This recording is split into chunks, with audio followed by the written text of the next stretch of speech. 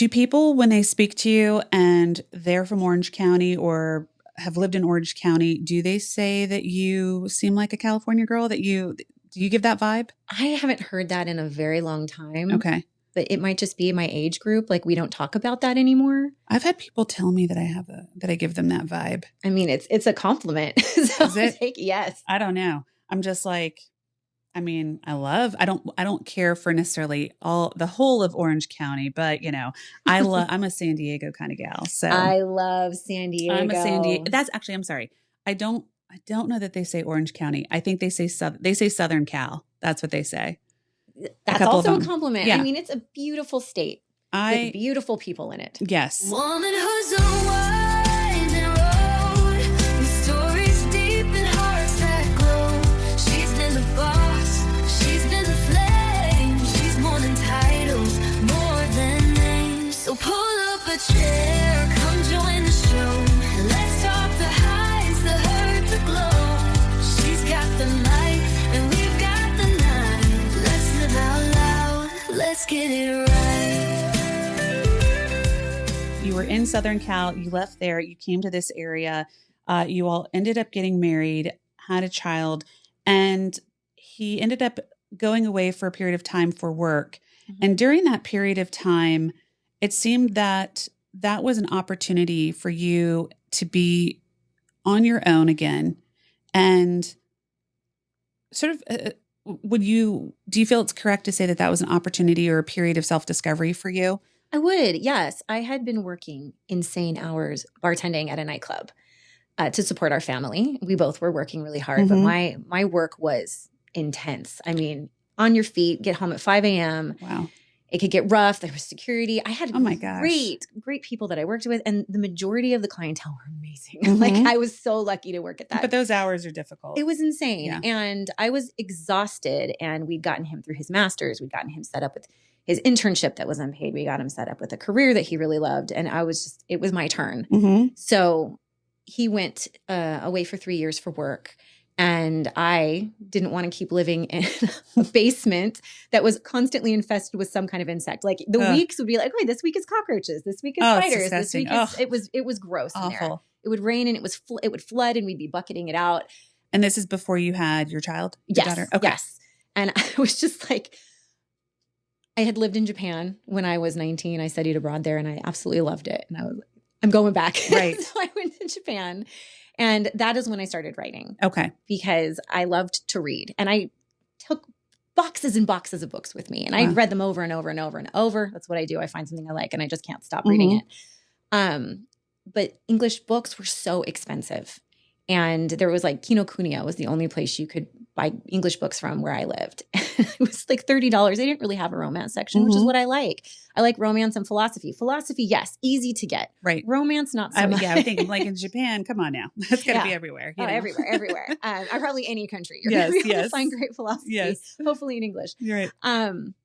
And so I found fan fiction. Mm-hmm. I don't even remember how I stumbled on it, but I was like, this is so interesting.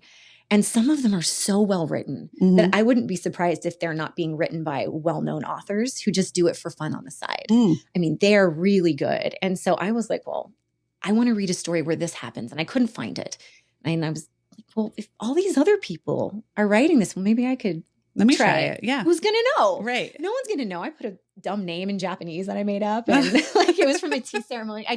I studied tea ceremony, and you name the scoop, and someone had named the scoop. Like, what was it? Kitsu no tsuyu. And I was like, oh, that will be my pen name. I will be a tea name. Yes. That was your first step into becoming an author. And then were you using sites where you can kind of publish? Just anybody can publish essentially? Yeah. It's called fanfiction.net. I believe, or maybe fanfiction.org. One of those. And I just made a profile and started writing a story, and it was really bad. Yeah. But it was really, really, really fun. But it has to be bad at the beginning. It has to be bad. Your story is not as interesting or as relevant, I think, or relatable if it's not bad at first, because isn't that how we all start? Yeah. And I think it was Epictetus, we'll tie back into the philosophy here, who said, if you're not willing to be ridiculous, you're never going to be good at anything. Well, I am quoting that poorly, but that was the point. No, keep that quote. I like that quote. So I was ridiculous. Yes. And I don't mind being ridiculous. You can't do my job without being ridiculous. Yes. Yeah. And if people are going to laugh at it and not like it, and they do, I don't care because I enjoy it. Right. So I just kept writing, and then it followed. The Right. readers followed. And initially, I mean, for years you were doing that before becoming officially published in Mhm. 2016. Before then, did you make any income off of the sites that you were publishing on before the official publication? No, Okay. everything was free. I didn't even Okay. know it was possible. I Okay. didn't think anyone was going to publish my Right. stories. Yeah. And then, okay. So they turned out, okay, you like them. Okay, here we go. And then Perfect. it blew up overnight. Like I launched and it was huge That's amazing. because I had the support from that community. Right. They came, they followed me, they supported, they uplifted me, and they're still around. Hi, guys. They're amazing. Well, isn't that always the case? I mean, I think anytime you venture on your own that, it's sustainable for a short time with just being you. But if you don't have a community that rallies around you, and that community, you could be as small as a few best friends or family members that really believe in you, but it can also just be another community you've created, Yes. and that's how I feel just with our businesses. I just feel like so much of what we've been able to do is because we have a beautiful community of people. We have a very transient community in this area, which can make it difficult sometimes, but it's our clientele that makes the work so enjoyable and sustains us, I would have to say too, having been one of your, guess isn't the right word, customers, so long. patients, clients. I mean, for like 17 years, you might not know that, but back when you guys were back in the original spot, That's like crazy. I've been coming there. Thank you so much. I love you. Yes, I love you. Thank you. But you hire the nicest people. So when I go in there, I'm like, oh, hi, I love you all. We're very picky. And as a result, like right now, we are short staffed. And it is because there's two things. Number one, I want really, really nice people. Mm-hmm. And I want people that are also very, very good at what they do. And of course, we work to train and make that happen as best we can. But it is difficult to find. There's 2 or 3 different elements, and others too that are comfortable with retail. Some people are great with medical, but aren't great with the retail aspect. And you're really blending the two with this, and finding those team members and ones that are also able to stick around. So I've had people complain over the years, clients complain, oh, you can't keep anybody. Well, we have people that have been with me for 13, 14, 15 years or longer, but we do have a very transient community. We do. And I will tell you, like the nurses in particular and estheticians in particular they're very transient people in general. And then many of them too are married to government or military. And they move a lot. A lot. So thank you. We've had, I think for the last 2+ years, actually no longer than that, the last 3 to 4 years in particular, I just feel like we've had just a really great, steady crew of people there. I mean, we've had some newbies and stuff like that, but just the core has just been a really great group of women. I love it there. Every Thank time I you. go in, I'm like, oh, it's just so nice to be Yes, here. thank you. You're welcome. Like you said, you've been coming to us for a while. When did you get into aesthetics? Is that something you've always enjoyed, or is that something that you started doing at a later point in life, and why? I would say some of this is because of my mother. Mm-hmm. She was always really into skincare, and Okay. I would watch her do it, and it would be like a fun thing we would do together. We'd do little facials, and we'd watch a movie, and I just enjoy it. It's a Mhm. pleasure for me. I like the little face massage. I Right. like thinking of it's a loving act I can do for my body. Self-care. Self-care. And self-care, and I feel like that word has gotten a little bit overblown in our society, but it is self-care. I Mhm. mean, it's our faces, it's our hands, it's our whatever. Right. And it's like a nice little thing I can do for myself. My mother definitely was a big reason that I started it. And then I just continued because it gave me a chance to be quiet with myself. Mm-hmm. We're busy doing stuff for other people all the time, especially as moms, right? Right. And I also worked as a bartender. So the way I looked mattered. So that was Well, especially, where you bartended too. Yes. Yeah. Yes. In DC. I mean, Mhm. and I loved that job. Yeah. And I'm aware that there was a component physical to it more than just being able to make the drinks. We've actually had a couple of clients I've personally worked with that one was a dancer in DC and another worked in a nightclub doing something else as well. And very much so, wanted to look the part, look their best. Mhm. Yep. when it comes to just presenting yourself, it's easier to have conversations with people when you feel confident about the way that you look. And it doesn't have to be to an extreme. I don't wear makeup 99% of the time. But that's why I do the skincare, so that I don't have to wear the makeup. Yes. And then when I do wear it, it's just like not that much. And some people love makeup. That's cool. I'm not good at it. Yeah. So it's more of I don't have time. And when I do it, I look kind of silly. And so I would rather invest in my skin and my body so that I don't have to do these other things later. Well, I've said it before on the show, and I know I've said it, of course, in person when I'm talking with clients, and it's very true that we tend to give a pass for getting our hair done. We get a pass for eyebrow threading or waxing. We get a pass for nails. Get a pass for trying to dress in a way that conveys an image of some kind. And then when it comes to anything else, when it comes to how dare I do a filler or Botox or something like that, there's always, and it's actually gotten much, much better, but people have opinions. And a lot of those opinions are based in a lack of understanding, based on false narratives. They've watched way too many shows where people have either been completely overdone and what they think is filler or Botox is actually surgery and silicone. Or they've seen movies where where it's like this comical thing, like I got too much Botox and their face is frozen. And it's like, it doesn't happen that way. And of course I can laugh at those movies. I mean, come on, I find the humor in it, but there's definitely a large part of what we do that is educating. And I think like with what you do as well, if people are unaware of the person behind the story and are just caught off guard by subject matter and all of that in some of the writings, they can make some false assumptions about the person because they really don't understand where it's coming from. And it's really coming from a place of creation and imagination. And with aesthetics, it's allowing us to escape, a little bit of escapism, and depending on, of course, the services you're doing, but also to become a confident or more confident version of ourselves, which is really important. I mean, when we're walking around feeling better about ourselves, our relationships are better, even job opportunities are better, and we carry ourselves more completely.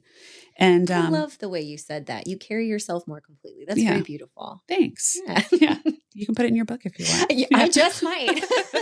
But I think that, I just think that there is, when it comes to, and I think this probably speaks to a whole lot of different things, a lot of judgment, assumption, and misinformation is out there simply from people not being educated on it or doing the work to really research it. Yeah. And I think what you'll find, at least with our med spa, as you have, is we really like to keep it as more of a rejuvenation, and certainly some embellishment, of course, but really do more like restorative and regenerative, so that you are looking like you did maybe 10 years ago, if that's what you're seeking, versus like, wow, your lips are gigantic, And I think that there's two things I want to address here. First, I want to talk about, like you said, restorative. It's also protective in a sense, because one of the things that I had done was, if I'm calling this the wrong thing, please correct me, but IPL, because I had a lot of sun damage from tanning when I was young in California. Yes.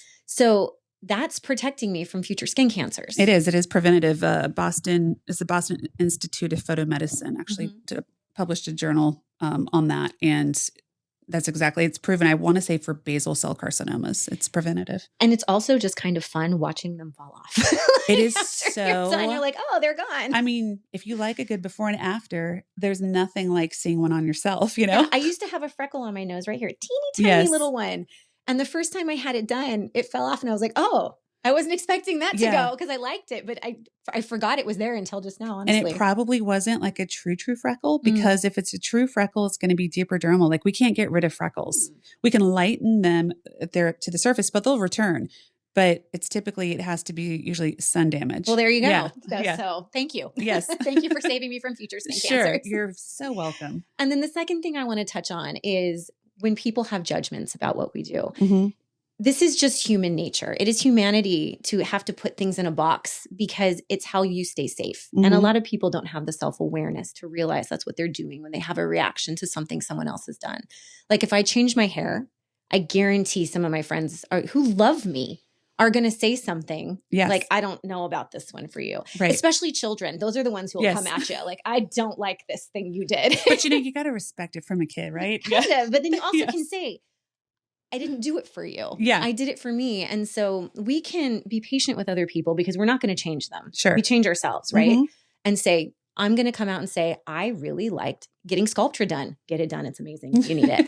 That was probably my favorite thing I've ever had done. And I don't know, do you consider that invasive? That was probably the most invasive thing that I have had done. I mean, compared to a facial, sure. Yeah. But I loved it. Yeah. Lots of people might not like it. And people watching this are going to judge me and say, well, that's not all completely natural. It's not. But I don't care. I mean, it is your own body right now. It's collagen. It's collagen. But I mean, even if I had done filler, even if I had done facelifts, even if I had gotten a nose job, I haven't done those things, but I may someday. Yeah. And no judgment on that because it's my face and I'm not doing it to offend you or make you feel a certain way. I'm doing it because it's a pleasure for me. That's why I choose it. Some people may choose it for different reasons. And if you're going to have a bad reaction to it, I know that at the end of the day, it isn't about me. It's about why it's making you uncomfortable. And that's okay. Honestly, a lot of times too, I feel like people, it's like something they do want to do, but they either can't afford it or just are like nervous to take the dive and are just kind of coming up with judgment or excuses of why they won't do it, you know? That could be very true. Yeah. It's just, I've seen that with a few people that have then eventually actually done these things. Maybe they just needed it to be normalized a little bit. Fair they enough. Needed to be around it so they didn't feel quite so, oh, that's strange. Right. But I like strange. So bring it on. And sort of like you, I'm very okay with people never wanting to do it and not wanting to do it. We have plenty of people that are very into the organic products we use and we'll do facials and massage, but we'll never set foot on the med spa side. They think, no way. And I am okay with that because that is your prerogative. I mean, we're not here to make you do anything, you know? Exactly. It's to give you opportunities and certainly to do education. We'll at least educate you and give you information and then you decide. Yes. So with that, care for self, is that something that you turned to and helped sustain you when you were going through your divorce, do you think? I think that I was already a fan of doing this. So it didn't increase or decrease. You know me, I'm very light touch. I come in like once a year and maybe get a laser. Right. So I would say more like the massages. Yes. That was something that I needed. I was very stressed out. I'm sure he was as well. It is very difficult to go through a divorce, even when yours is amicable and ours was. It's not an easy process. So the self-care of getting the massage, I made sure that I was actually booking them every month. Good. Even when I didn't have time. Yeah. And that did become a very consistent thing where I had to remind myself like, okay, you have a knot this big right here. You need to go just take care of it. So I would say that part increased, but I was very careful about making choices that would alter my face or anything like that. And because I was going through grief and I didn't feel for me that it was the right time to be like, nose job. That's smart. Like, that's really smart. It just wasn't. But maybe in 10 years when I'm in my 50s or my 60s, I very well might get a facelift because I want to. Yeah. But I won't be doing it because I got divorced. Right. Yeah, absolutely. But yeah, there are things, you know, that I think, like you said, like doing the massage, things like that, that part of wellness is really important and often can get overlooked. And it's like, that's a really great thing. I mean, it does amazing things for the body and for the soul, especially when you're stressed. Well, as we start to wrap up here, let's talk a little bit about motherhood when it comes to your work. So your daughter is aware that you write or that you're in some kind of writing. Books. Yes. And when she gets older, how old have you thought about, like, how old she'll have to be for you to say, hey, this is what I do? Well, she's too young to understand the concept of sex right now. So like, it's not a conversation. I don't know if I'd be able to answer that unless I was in the moment. 100%. That's a fair answer. How she matures, what the world is like around her. And on some levels, it's none of her business. Yes. I love her. But also my job isn't her problem, you know? On some level too, because so many of your books are e-published and whatnot, Mm-hmm. if she really wanted to access them, she could. Not this age, because she No? doesn't have access to that. She doesn't have electronics, but some age she will be able to. That's what I mean. Like, Yeah. yeah, certainly not now, but I'm talking about, let's say 16 years old. Maybe you would discuss it with her, maybe you wouldn't. And your answer is, I think, a very valid one, because again, it's your child, your parenting, and whatever you decide. But there's also just that she will, if she wanted to have access or see certain things, it's possible she could Yeah. find a book online. Yeah. Oh, absolutely. At that I point, mean, at they're that in point. all of the Right. pirate sites too. So when that day comes, and I'm sure it will, she hopefully will make good choices about her maturity. I don't give her access to the internet, but Mhm. someday she's going to be older and I'm not going to be able to keep her away from it. We're very open with one another. I would hope that when that time comes, that she would feel comfortable talking to me about it. Mhm. And I have a feeling we probably will talk about some of these things. She knows mommy has a job where people say mean things sometimes. Mhm. She knows mommy doesn't talk about her work when we're at school events, right? Like Right. I don't come in and talk to her class about Right. what I do. Yes. I could talk about publishing, I could talk about self-publishing, I could talk Mhm. about doing a kid's book, but like there is a time and space for that. So when she's older and maybe a little bit embarrassed about what mommy does, at the end of the day, we're going to have a mature, as much as we can at that time, conversation about it and just see how it goes.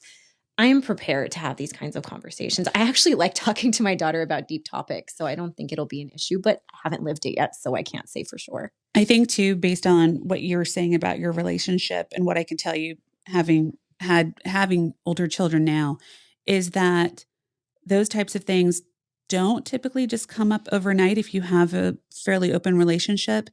That there are discussions that she will be aware on some level before then of what you do.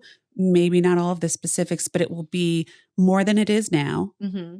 Maybe less than you want it to be at that point, but she will not be completely caught off guard, because I think it will creep up naturally as her maturity creeps up as well. I think you're right. And we did actually have a moment this summer where something like this took place. My daughter is now a very good reader, and it kind of happened really fast. And so mommy used to be able to have her laptop out and I could work and she wouldn't understand a thing on the screen. And now she can, so I can't work around her. And she knows, you don't come in my office when I'm working. You have to ask permission, because mommy does grown-up things that are none of your business. And she doesn't ask yet, but someday she's going to be like, well, why aren't they? Right. We'll cross that bridge when we get there. But like you said, it's like a slow progress. Yes. And I can't answer for what she's going to do, but I think it will be fine. I'm not the first romance writer in the world who had kids. Not at all. And the thing is that we all do say, or what have you, something that has shocked our children or grossed them out or whatever it is. And it is the relationship we have with them, I think, before, during, and after that, helps them to see it as it should be. And for you, this is a job. This is make-believe. It's the same way, like I said, some other a creator or performer would describe what they're doing to their kids, I think, or with their children. I think so. And so she may surprise me and grow up and be a writer too. And then we can talk about technique. Exactly. That would be really cool. Part of me wants to ask you a question as to advice that you have for future writers. Or people interested in getting into publishing. So let's go there. Let's do that. Let's answer that. And then I am going to have a question about maybe some advice that you would give to your younger self. The things that you went through. That's a good one. Yep. And if you could meet that younger version of yourself, what's some advice you would give her? But first, let's talk about those interested in publishing, writing, etc. What's some advice you'd have? If you want to be an author, that's awesome. You should absolutely sit down and write, because a lot of people tell me, oh, I've got a book in me. All the time. When people find out what I do, that's instantly where the conversation goes. And I love this. Please sit down and write. But the majority of people who say they want to do it, who will follow through, is very slim. And I have mentored a lot of really awesome authors who just didn't put the time in. If you have to actually do the work. And I think it doesn't just apply to my career, it's anything.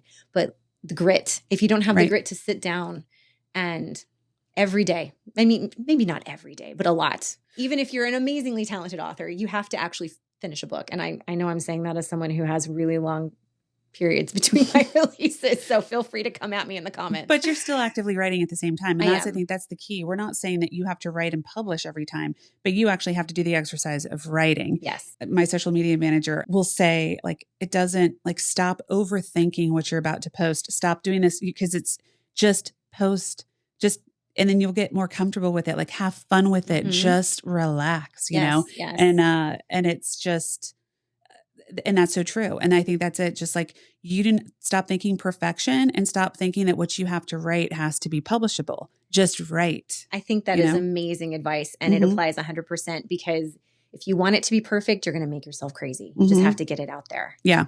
Well, and when we launch stuff too, whether it's with the aesthetic school or or with Rejuvenates, you know, I'll be honest, like there's thought and planning, but I do not hyper plan or focus too deep on it because again, I'm a plotter pantser and I need to do enough research. But if I focus too much on it and overthink every little piece, it doesn't work. And so I just kind of jump for it and there's excitement in that. And sometimes just that excitement spills over and other people become excited about it, you know? 100% agree. Yeah. And nothing kills my motivation more than trying to plot because I am 100% a pantser and I wish I was more like you. I don't know.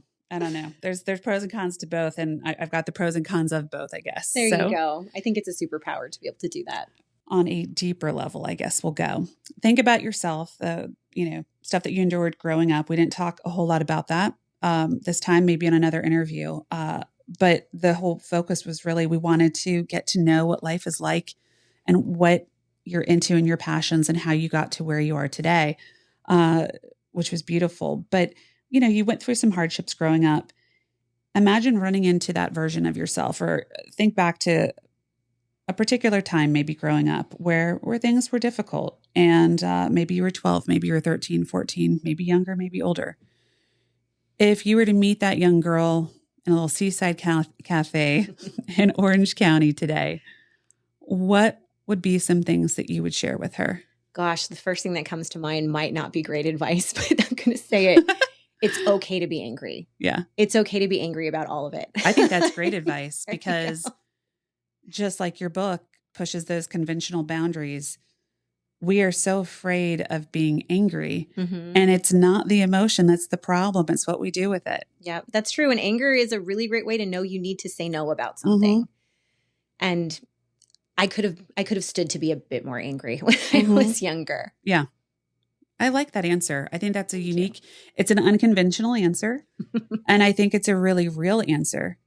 I mean, how many of us are angry and we're just not saying it? And then it just randomly shows up. And again, it's not the emotion that's the problem. It's the action that follows because we're not addressing it. Yeah. Women and little girls aren't supposed to be angry. Yeah. So we have to pretend we're not. I think that's a great answer because I think we need to learn what being angry looks like and feels like and own it and understand that we can feel that and it's okay to say it and to be that, but it doesn't mean we have to knock everything off the shelves. That's anger shouldn't look like that. It doesn't really have to look like that.